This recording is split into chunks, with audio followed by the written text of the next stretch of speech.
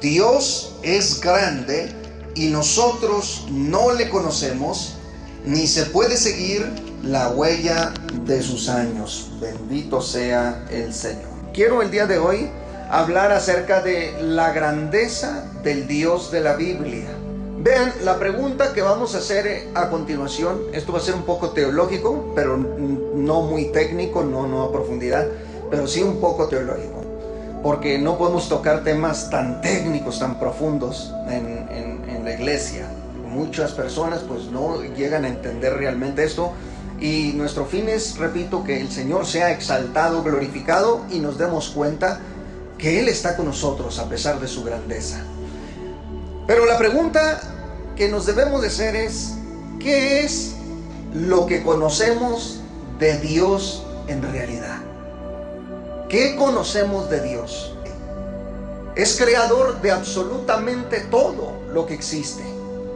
Entonces, si nos ponemos a pensar en esto y vemos la enormidad del universo, de las millones, billones, trillones de galaxias que existen, de los millones de sistemas solares, de la creación en su totalidad, la inteligencia, la sabiduría, la intelectualidad de los seres humanos, el espíritu de los ángeles, es decir, estamos hablando de un ser que trasciende absolutamente toda la existencia.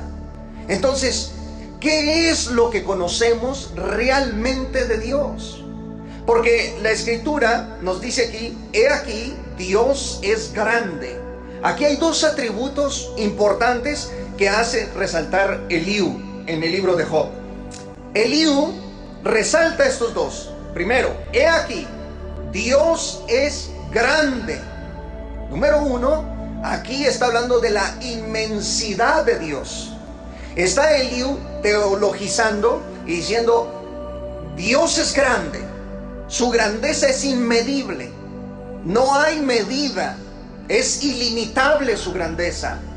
Una de las razones por la cual Dios creó el espacio. Si miras hacia fuera del planeta, hacia el universo, vas a ver un impresionante vacío espacial.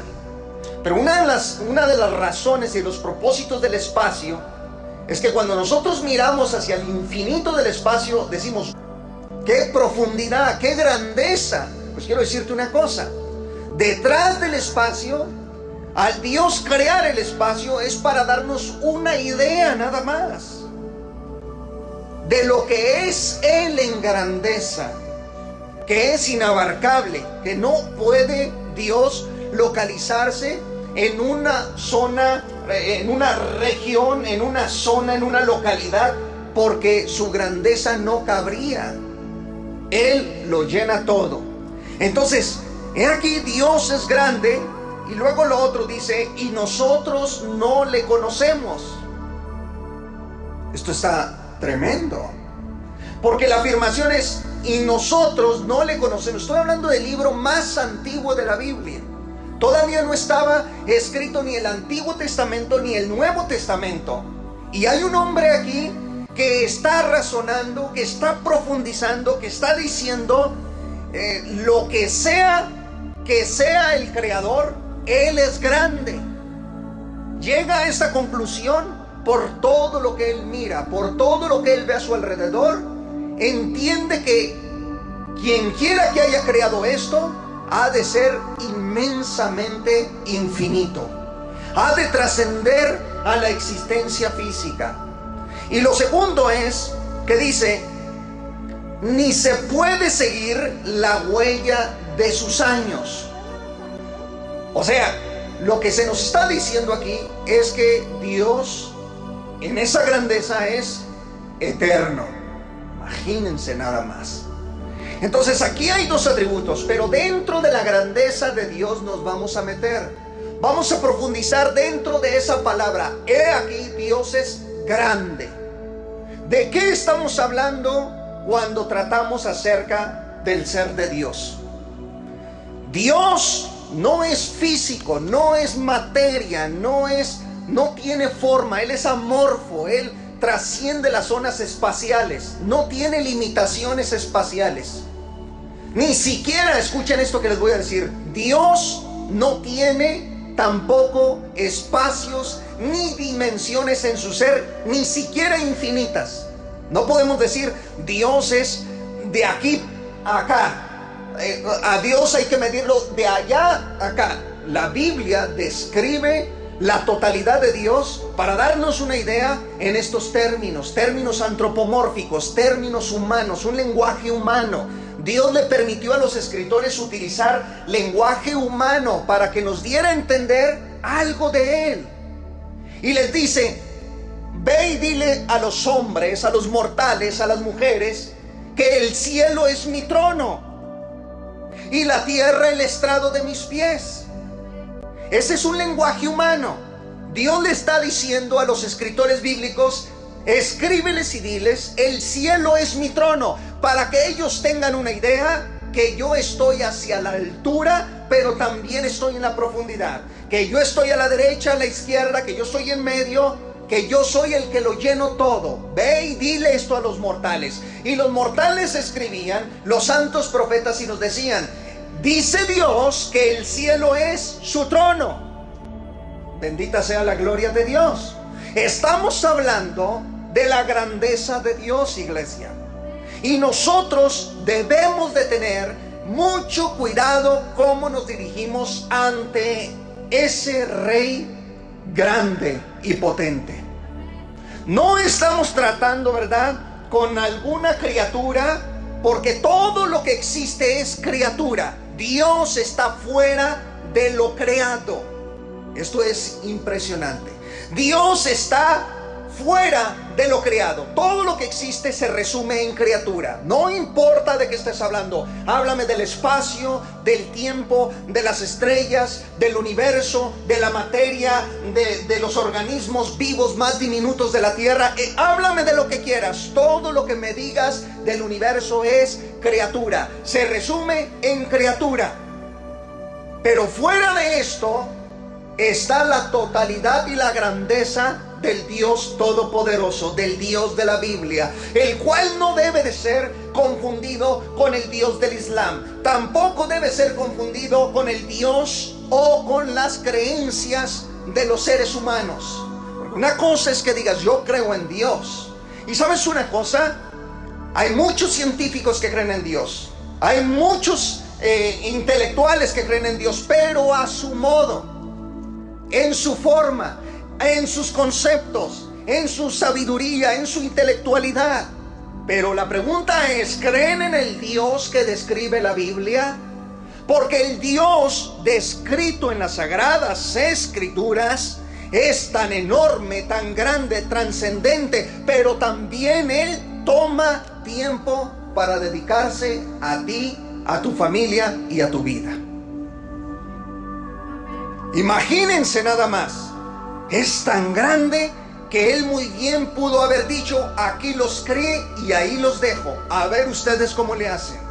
Mas sin embargo, Él creó todo lo que existe y aún así se digna para estar entre los mortales. Bendita sea su gloria para siempre.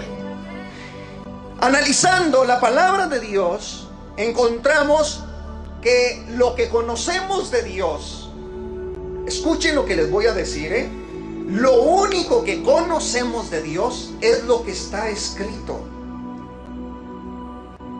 Otra vez voy a decirlo. Lo único que conocemos de Dios es lo que la Biblia nos dice de Él. Y eso es lo que creo.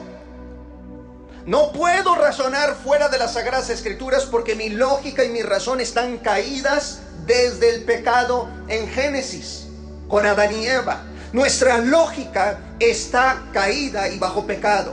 Cuando tú dices, investigas la Escritura y dices: aquí hay un error bíblico, quiero decirte una cosa, que lo que acabas de decir en ese momento no solamente es una falacia, no solamente es una blasfemia a la Escritura. Cuando tú dices: aquí hay un error bíblico, aquí se contradice, lo que te está pasando y no te has dado cuenta es que en tu lógica que está bajo pecado es la que está distorsionada.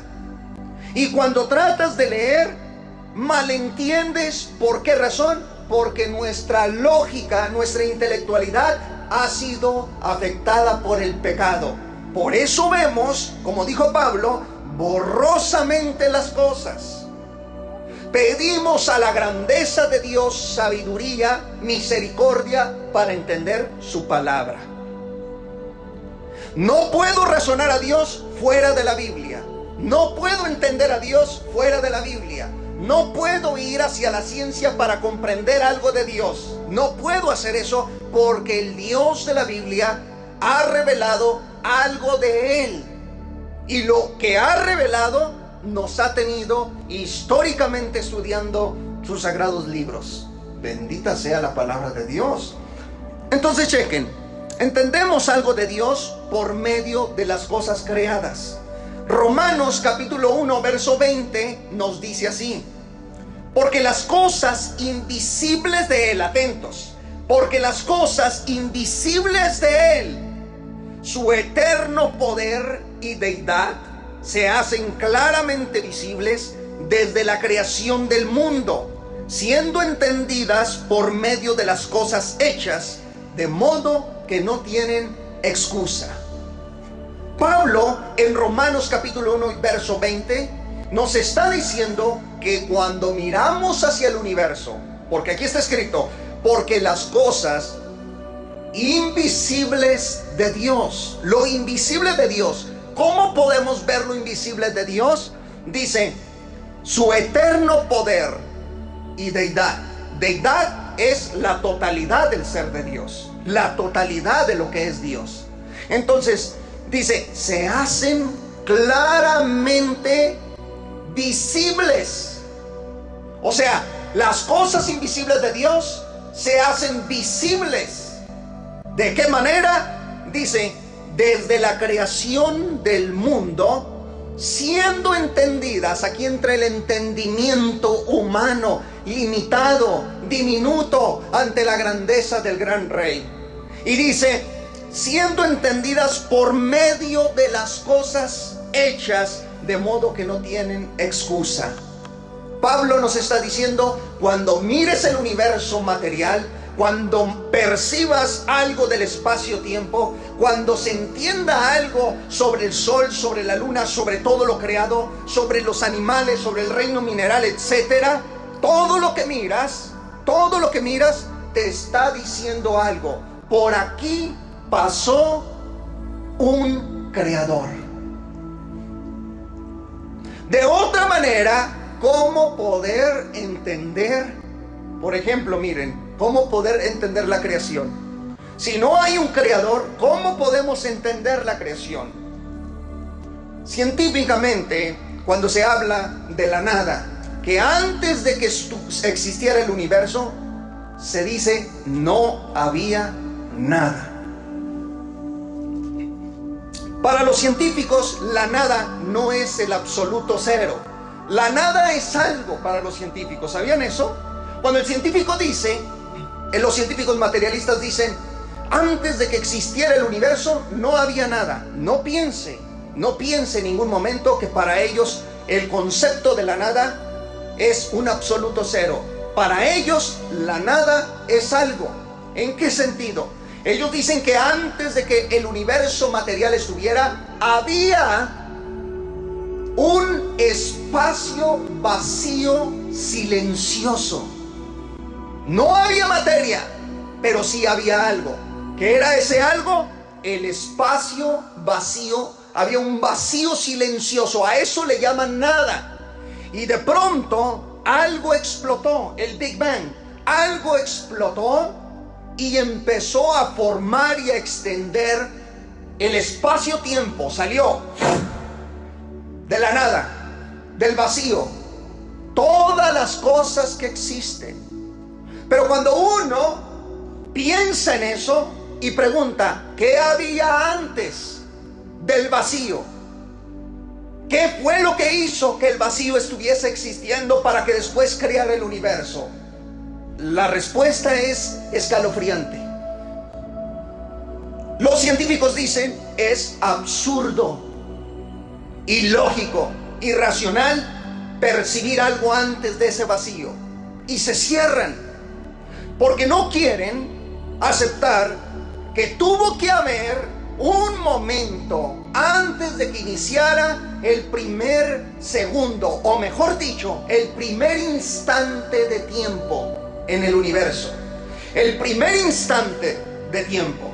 Para decirlo en términos más fuertes, el segundo se mide.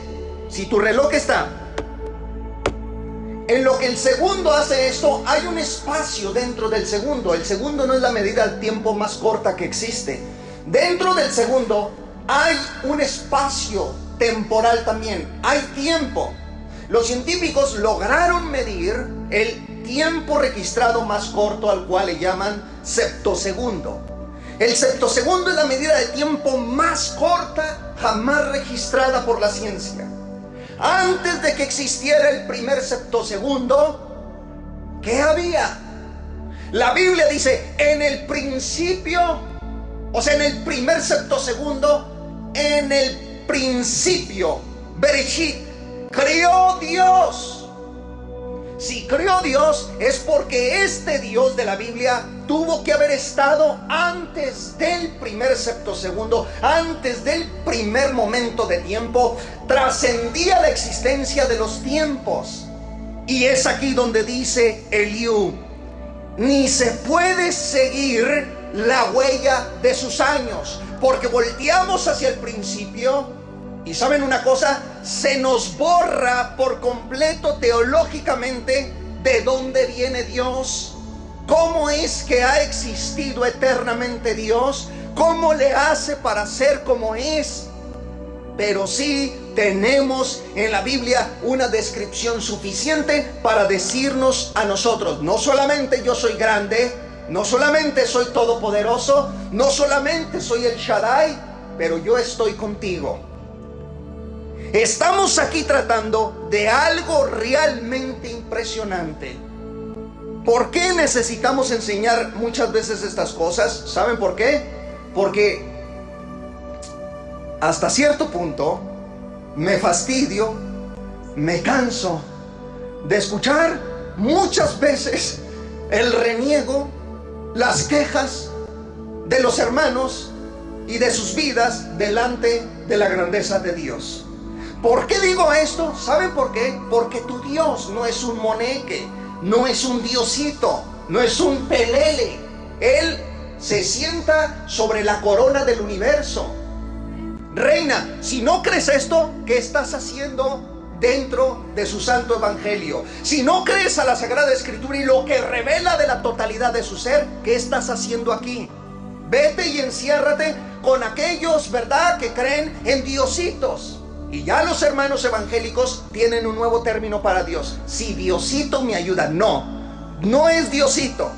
No hay ni siquiera un versículo bíblico que te acompañe con esa frase. No es Diosito, Él es Dios y todopoderoso. Fuerte el aplauso a su gloria, por favor. Fuerte a su presencia y a su gloria. Bendito sea el Señor. Ustedes van a oír el lenguaje de cristianos y cristianas derrotados, que tienen en su mente ellos han dibujado a Dios. Dicen, esto es Dios.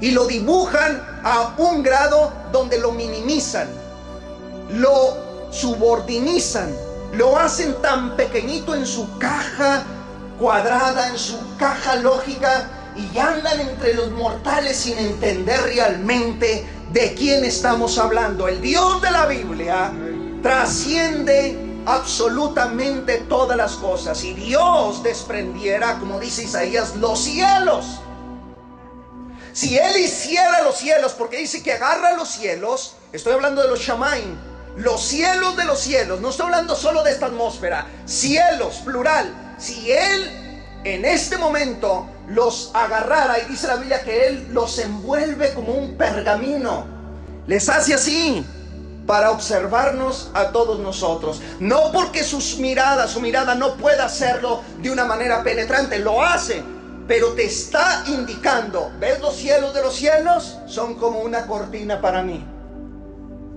Bendita sea la gloria de Dios.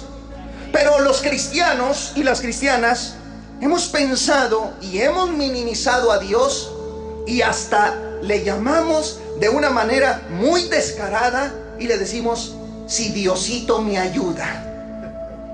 Bendita sea la gloria de Dios. Dios es grande.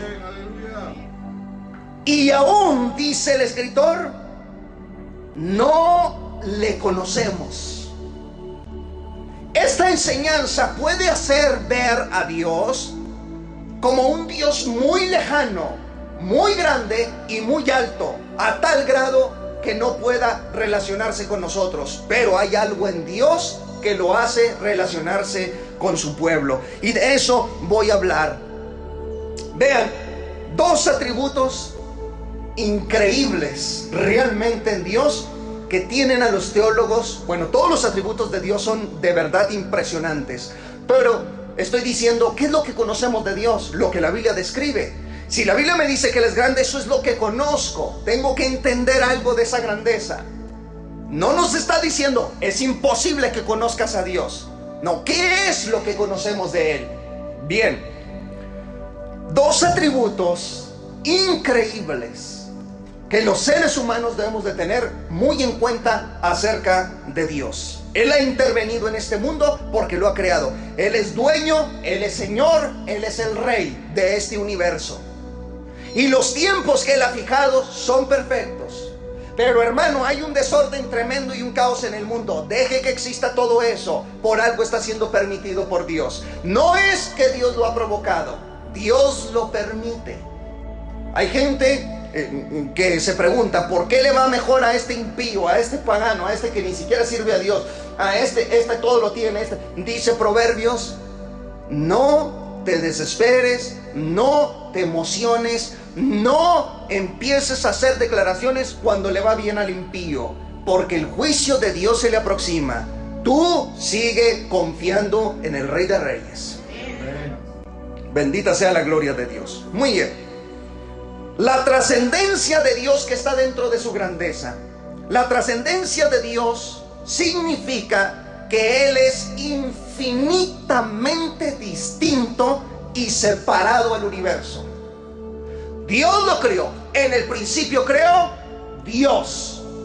Y dice: en el principio era el Verbo, y el Verbo era con Dios, y el Verbo era Dios. Dios creó el universo. ¿Estamos de acuerdo? Lo hizo, lo diseñó, le puso orden a las cosas. O sea, Dios lo creó. Pero al crearlo, no fue parte de esa creación desde el punto de vista que haya salido de Él otro Él y se haya hecho doble en el universo. Eso es imposible, porque el universo es materia. Y la Biblia dice que Dios es espíritu. Bueno, hermanos, está tremendo esto. La naturaleza de Dios es que Él es espíritu. Y si es espíritu, está separado de la materia, está separado del tiempo, está separado del espacio. No lo afecta. A mí me afecta el espacio y el tiempo. A ti te afecta el espacio y el tiempo. Una de las razones por las cuales los cuerpos se arrugan y empezamos, ¿verdad?, a colgar nuestras arruguitas, a hacernos viejos, a hacernos viejas, ya, ¿verdad?, a quedarnos chimuelos y todo eso, se debe al espacio-tiempo que nos rodea, porque nuestros cuerpos están ajustados a este espacio-tiempo. Dios no es afectado por las leyes temporales, porque Él no vive ni está unido al tiempo en ese aspecto como siendo uno. Al contrario, Él es espíritu. Y las leyes del tiempo y las leyes espaciales son inaplicables a su eterno ser y deidad. Esta es grandeza de Dios. Sé que si aquí estoy limitado, Él es ilimitable. Sé que si yo soy mortal, Él es inmortal. Sé que si yo soy temporal, Él es eterno. Sé que si yo soy espacial, Él es infinitamente infinito y eterno, sin espacios ni dimensiones en absolutamente nada de Él. Bendita sea su gloria. Está separado y es distinto a la creación. Escuchen lo que les voy a decir. Mira donde quieras en el universo. No importa lo que mires. Mira el sol. ¿Sabes una cosa? No se parece nada a Dios. Mira las estrellas. ¿Sabes una cosa? Con todo y su resplandor y su brillo casi eterno, no se parece en lo absoluto a Dios. Tremendo. A donde mires no encontrarás semejanza al Dios de la Biblia. Entonces, ¿qué dice la Escritura? Escuchen esto. ¿Y qué pues haréis semejante a Dios? ¿O qué imagen le compondréis? Escuchen. ¿A qué pues haréis semejante a Dios? ¿O qué imagen le compondréis? Hay evangélicos que atacan a los católicos por el uso de imágenes. Pero un análisis mental dentro de las mentes de los evangélicos, ellos ya tienen una imagen de Dios aquí. Y esa imagen que se hicieron habla de un Dios pobre, un Dios mediocre, un Dios no todopoderoso, un Dios limitado. Entonces estamos 1000 veces más peor que los católicos, porque tú te levantas con esa imagen de Dios, tú comes con esa imagen de Dios en tu mente, tú trabajas con esa imagen de Dios en tu mente, traes una imagen degradada de lo que Él es. Él trasciende a lo que estás pensando de Él.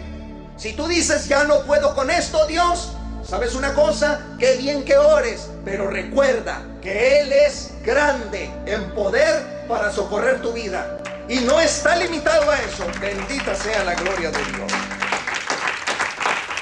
Bendito sea la gloria de Dios, hermanos. Separado de todo. Por eso los serafines decían, santo, santo, santo es el Señor Dios Todopoderoso. ¿Por qué cantaban los serafines santo, santo, santo?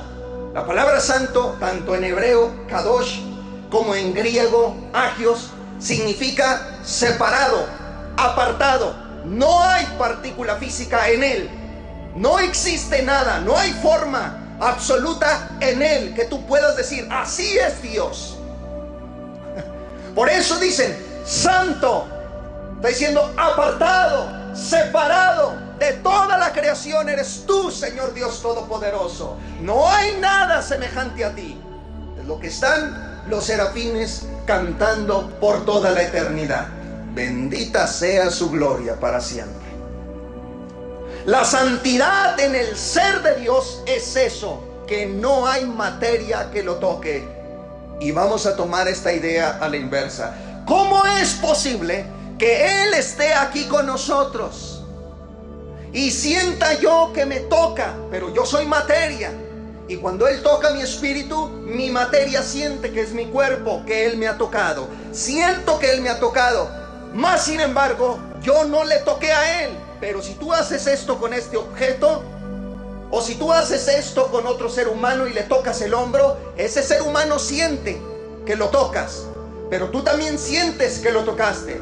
¿Cómo es posible en el Espíritu de Dios que Él me toque, mas sin embargo Él no sienta que yo le toqué al momento de que Él me tocó? Esto es impresionante, pero por eso en el infinito y en la sabiduría de Dios, Él es santo, apartado, separado. Mi santidad se reduce a nada. Mi justicia son como trapos de inmundicia, dice la Escritura. Dice que todas nuestras obras comparadas a Él son como trapos de inmundicia. ¿Sabían ustedes qué es un trapo de inmundicia? Hay dos ideas culturales en Israel para el trapo de inmundicia. La primera es que el trapo de inmundicia era utilizado por las antiguas mujeres hebreas como una toalla para su menstruación. Ese era un trapo de inmundicia. La otra es que la mujer hebrea le lavaba a su esposo un trapito que él se llevaba a trabajar.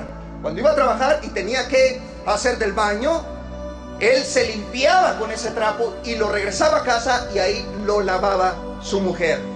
¿Sabes una cosa?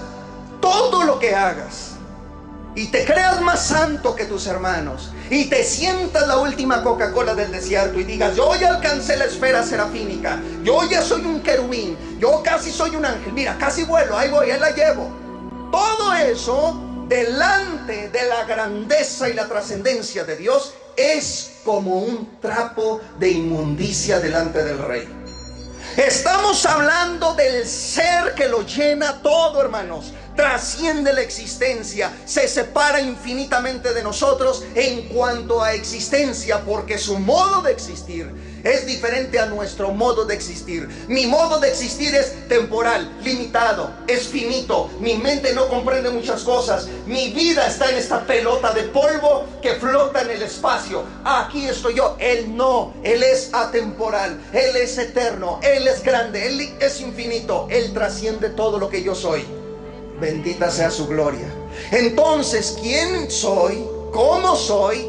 Y lo que hago en esta vida es incomparable al ser de Dios. Estoy hablando en esta iglesia de la grandeza de Dios, que incluye uno de sus atributos: trascendencia. Él está infinitamente separado de la existencia física. Su modo de ser es eterno. Es eterno. Y lo eterno no tiene nada que ver con el tiempo. Bendita la gloria del Señor. ¿Estamos comprendiendo un poco? Bien. Entonces, cuando se piensa en Dios, no pensamos en una composición química, en una composición atómica, en una composición nuclear.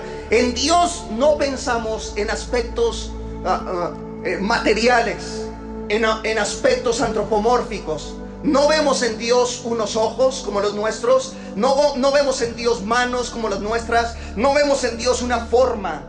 Entonces usted dice: ¿por qué la Biblia describe a Dios? Dice: los ojos de Jehová están sobre los justos. El brazo de Jehová extendió los cielos. Jehová con su mano o con su dedo hizo esto, hizo aquello. Todo eso, repito, en la Biblia es lenguaje figurado. Dios permitiéndole a los mortales hacer uso de palabras físicas y humanas para darnos una idea de quién es. Vean a Jesús diciendo: mas yo por el dedo de Dios, dijo Cristo, echo fuera demonios. No estaba hablando de un dedo gigantesco en el ser de Dios. Lo que Jesús estaba describiendo era el poder de que Dios todo lo puede, todo lo hace. Pero no hay forma humana, material, nuclear, atómica, física en el ser de Dios. Esto no es posible en Dios, porque Él es espíritu.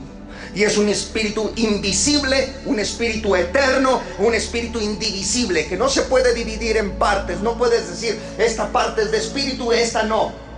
En Dios no aplica todo esto. ¿Se fijan lo que es hablar de la grandeza de Dios? Sin necesidad de profundizar tanto, más para dar una idea a la iglesia de a qué Dios estamos sirviendo. Miren, en Isaías 40:28, Isaías 40:28, Dios es descrito de esta manera: ¿no has sabido, no has oído que el Dios eterno es Yahweh, Jehová, el cual crió los confines de la tierra? No desfallece, ni se fatiga con cansancio, y su entendimiento no hay quien lo alcance. Bendita la gloria de Dios. Este es el Dios de la Biblia, hermanos. El Dios de la Biblia no se te cansa, no se duerme. El Dios de la Biblia está atento constantemente, instantáneamente. Él está aquí para contestar cualquiera sea la petición de sus hijos y de sus hijas. Bendita sea su gloria. Y nos dice: no desfallece ni se fatiga. Dios no nace, Dios no crece, Dios no cambia. No pensamos en términos así en Dios. No decimos: Dios nació. No hacemos eso. Cuando hablamos de la encarnación, no decimos: Dios nació. Decimos: el Hijo de Dios tomó carne, tomó un cuerpo, y ese cuerpo, ese hombre Jesús, ese ser humano fue el que nació, no Dios, porque su totalidad como ser no nace, ni crece, ni tiene más poder. escuchen lo que les voy a decir. Dios no está creciendo en poder. Afirmar que Dios está creciendo en poder es decir que Él en algún tiempo de la eternidad no tenía suficiente poder y entonces crecía poquito a poquito hasta ser el Dios que hoy conocemos. No, el poder de Dios, su naturaleza, su presencia, sus maravillas, todo lo que Él es, ha sido así desde ayer, hoy y lo será siempre. Esa es la grandeza del Dios de la Biblia.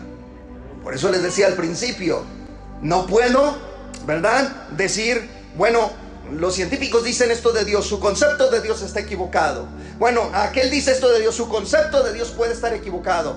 La única forma, el único lente, el único filtro para entender un poco de lo que es la grandeza y de lo que es Dios es la Biblia. Las Sagradas Escrituras que nos dicen algo acerca de este Dios maravilloso. Y bendito sea para siempre. Otra escritura, Hebreos capítulo 1, verso 10. Hebreos capítulo 1, verso 10. Estamos hablando de la trascendencia, de cómo Dios se separa de manera infinita de la creación, de la materia, del espacio, del tiempo, y lo coloca en esa esfera de lo que Él es, Dios Todopoderoso. Hebreos 1:10 dice: y tú, oh Señor, en el principio fundaste la tierra, y los cielos son obra de tus manos. Ellos perecerán, mas tú permaneces. En Oseas capítulo 11 y verso 9 se nos dice: yo Dios soy y no hombre. Entender a Dios bajo nuestro razonamiento puede llevarnos a un error. Entender a Dios a través de las Escrituras nos dirige y nos lleva al Dios de la Biblia. ¿Me explico, hermanos? Dios no es hombre. Hermanas, denle gracias a Dios que Dios no es hombre. Bendita sea la gloria. Hermanos, y nosotros como varones demos gracias a Dios que Él no es hombre en esencia. Repito, Él es espíritu. Si Él fuera hombre, nosotros ya estuviéramos, ¿verdad?, caducados. Porque no crean, a mí se me vienen pensamientos en veces de decir: si yo fuera Dios, los consumo con fuego. A todos los que me caigan gordos, a todos los que me caigan mal. Ese es el corazón del hombre, ¿se fijan? Y si aquel me cae bien mal, lo consumo. Si yo fuera Dios, hacía campeón a la América todos los torneos, ¿verdad? Si yo fuera Dios, haría cualquier cosa, pero para hacer que mis sentimientos sean satisfacidos. ¿Y saben una cosa? Gracias a Dios que Él no es hombre para que mienta, ni hijo de hombre para que se arrepienta. Gracias a Dios que nuestro Dios es grande en misericordia, grande en poder, grande en sabiduría, y Él no hace acepción de personas. Hay gente que ha dicho: bueno, si no hace acepción de personas, entonces ¿por qué eligió solo al pueblo de Israel? ¿Han oído eso? ¿Y por qué no eligió a otros? Y entonces el argumento se cae cuando les dice: mira, si Dios hubiera elegido a Rusia, todos diríamos: ¿por qué eligió a Rusia y no a Guatemala? Bueno, si Dios elige a Guatemala, ¿verdad?, para comenzar ahí la historia de su pueblo, todos los demás íbamos a decir: ¿por qué elige a Guatemala y no a México? El argumento es barato. Dios en ese mundo tenía que comenzar con alguien, y comenzó con el pueblo de Israel, no porque dice la Biblia, sobresaliera de las naciones, sino porque era el pueblo más vil y menospreciado del mundo, y por eso Dios lo escogió para traer su santo evangelio al mundo. Bendita sea la gloria de Dios. El Salmo 8 hace una afirmación única sobre la operación que hay entre la trascendencia de Dios y su inmanencia. Ahorita voy a decir lo que es inmanencia. Estoy describiendo lo que es la trascendencia. Vean el Salmo 8 y voy a leer el verso 1. Oh Jehová, Señor nuestro, cuán glorioso es tu nombre en toda la tierra. Has puesto tu gloria sobre los cielos. De la boca de los niños y de los que maman, fundaste la fortaleza a causa de tus enemigos, para hacer callar al enemigo y al vengativo.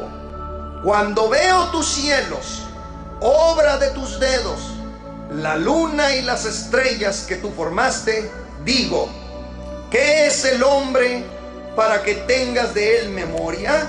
¿Y el hijo del hombre para que lo visites? ¿Notaron algo? Vean la inmensidad, la grandeza de Dios ante lo diminuto del hombre. Está diciendo el Salmo: sé que tú hiciste los cielos, la tierra y todo lo que existe.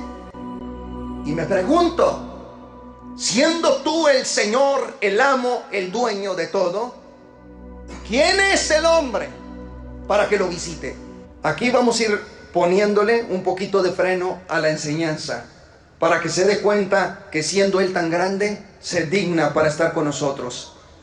Dios está tan atento de la creación que Él vigila molecularmente la composición hasta de las nubes. Impresionante. Dice la Escritura: alzarás tú a las nubes tu voz para que te cubra muchedumbre de aguas. Enviarás tú los relámpagos para que ellos vayan, y te dirán ellos: henos aquí. Dios está atento. Cuando ves que el cielo se nubla, no creas que a Dios se le pasa eso desapercibido, o que digas: ¿estará Dios realmente atento a esta lluvia? La Biblia dice que Él hace llover sobre buenos y malos. Número 2, Él observa hasta el polvo de la tierra. Dice la Biblia: cuando el polvo se ha endurecido, se ha convertido en dureza, y los terrones se han pegado unos con otros, Dios está viendo hasta el polvo de la tierra. Él está atento al polvo, está atento a las nubes, está atento a las estrellas, está atento a la dimensión del universo. Pero escuchen, número 3, ¿cazarás tú la presa para el león? Le pregunta Dios a Job. O sea, le está diciendo: tú que te crees muy sabio, muy intelectual, dime quién alimenta al león, dime quién forma las nubes, dime quién está atento al polvo. Pues ¿quiénes somos los intelectuales, los teólogos, los sabios de este mundo? Si Él como dueño está involucrado en esto, hermano, yo me levanto y allí de verdad le digo a mi esposa: pues con unos huevitos y un jamoncito tengo, y unos frijolitos, pero a mí qué me va a importar si el león traga o no. A mí qué me importa el polvo que voy pisando, qué me interesan esas cosas, porque uno padece muchas veces de egocentrismo. Pero vean, Dios le está diciendo: dime quién alimenta al león. Está tremendo. Escuchen: ¿saciarás el hambre de los leoncillos cuando están echados en las cuevas o se están en sus guaridas para acechar? Ahí está Dios. Él es inmanente, Él es íntimo a su creación. Está ahí entre las cuevas de los leones, de los leoncillos. Número 4, Él oye hasta el clamor de los cuervos. De los cuervos, considerado animal de rapiña, animal inmundo, aún está atento Dios. Y quiero que escuchen este texto. Otra pregunta: ¿quién prepara al cuervo su alimento cuando sus polluelos claman a Dios y andan errantes por falta de comida? Está el cuervo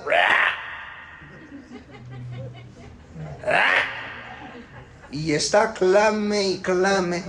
Y ¿sabes una cosa? Tú y yo nos volteamos a ver y decimos: mira ese animalito, cómo está ahí clamando, gimiendo tanto.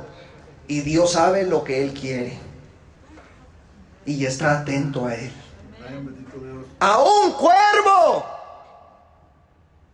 Vamos a sacar a Dios de la caja lógica y mental que traemos, de la imagen que nos hemos formado los evangélicos, porque no hay nada con lo cual lo puedas comparar a tu Dios. Bendita sea su gloria. Dice, y andan errantes por falta de comida. Dios alimenta al cuervo. Cuando le clama, el cuervo, ¡ah! Yo no sé qué le está diciendo, pero si alguien entiende el idioma de los animales es Dios. Como Adán, el primer hombre antes de la caída, entendía el lenguaje de los animales. Pero escuchen, ¿cómo es posible? Pero en el mundo espiritual y de dimensión de Dios, oye. Y el cuervito, para traducir, ¿verdad?, su lenguaje en español es, tenemos hambre. Y yo todo lo que escucho en la tierra es, ¡ah! Pero él en eso le ha dicho, tenemos hambre yo y mis hijos. Y ahí está Dios, dice, prepara alimento para el cuervo. Y ahí está el cuervo con sus polluelos, comiendo el alimento preparado por Dios. Él es íntimo a su creación, se involucra en ella siendo grande, trascendente, está atento. Qué hermoso rey tenemos, bendita la gloria del Señor. Escuchen, Dios está junto a los animales del campo en sus tiempos de dolores. Usted y yo estamos durmiendo tranquilos, bien a gusto en el trabajo, donde quiera, pero puede haber un animalito sufriendo. Y Él está atento a ese dolor. Dice la Escritura en el libro más antiguo de la Biblia, ¿sabes tú el tiempo en que paren las cabras monteses? ¿O miraste tú las ciervas cuando están pariendo? ¿Contaste tú los meses de su preñez? ¿Y sabes el tiempo cuando han de parir? Se encorvan, hacen salir sus hijos, pasan sus dolores, sus hijos se fortalecen, crecen con el pasto, salen y no vuelven a ellas. Él está atento a los dolores de estos animalitos, porque Él está involucrado en este mundo. Aunque el hombre y la mujer no lo piensen así, Él sigue entre nosotros. No dejará la tierra hasta que cumpla los tiempos profetizados. Es más, escuchen lo que les voy a decir. Dios observa y prepara el camino hasta los gusanos. Dice la Biblia, y preparó Jehová Dios una calabacera, la cual creció sobre Jonás para que hiciese sombra sobre su cabeza y le librase de su malestar. Y Jonás se alegró grandemente por la calabacera, pero al venir el alba del día siguiente, Dios preparó un gusano, el cual hirió la calabacera y se secó. Pero ¿en qué se fija nuestro Creador? En un gusano. ¿Cuántas veces no le he clamado, le he pedido, y ahí se fija en un gusano? Está tremendo, ¿no? Pero Él está atento a los gusanitos. Al reino microscópico, Él está atento. Él tiene el control. La Biblia dice en Hebreos capítulo 1, verso 1, Dios habiendo hablado muchas veces y de muchas maneras en otro tiempo por los profetas, en estos postreros días, dice, nos ha hablado por el Hijo, a quien constituyó heredero de todo y por quien hizo a sí mismo el universo, siendo el resplandor de su gloria y la imagen misma de su sustancia. Y escuchen esto, y quien sustenta todas las cosas con la palabra de su poder. ¿Qué nos está diciendo la Biblia? Que cuando Dios mira hacia el reino microscópico de los insectos y de cualquier bacteria, lo que sea, Él entiende y todo lo gobierna con la potencia de su palabra. Sustenta a cada mundo, a cada reino, con la palabra de su poder. Está atento. A un gusano estuvo atento. Estuvo atento a Jonás, el profeta, pero estuvo atento también hacia un gusano. Está involucrado hasta con los gusanos. Si Dios es inmanente a su creación, ¿aún dudas? ¿Aún dudas de que Él está atento a ti? Escuchen, mirad las aves de los cielos, o mirad las aves del cielo, dice Cristo, que no siembran, ni ciegan, ni recogen en graneros, y vuestro Padre Celestial las alimenta. ¿No valéis vosotros mucho más que ellas? Hermano y hermana, si Dios está atento a un cuervo, al polvo de la tierra, a la composición molecular de las nubes, si está atento a un gusano, dice Cristo, ¿no valéis vosotros más que ellas? Yo pienso que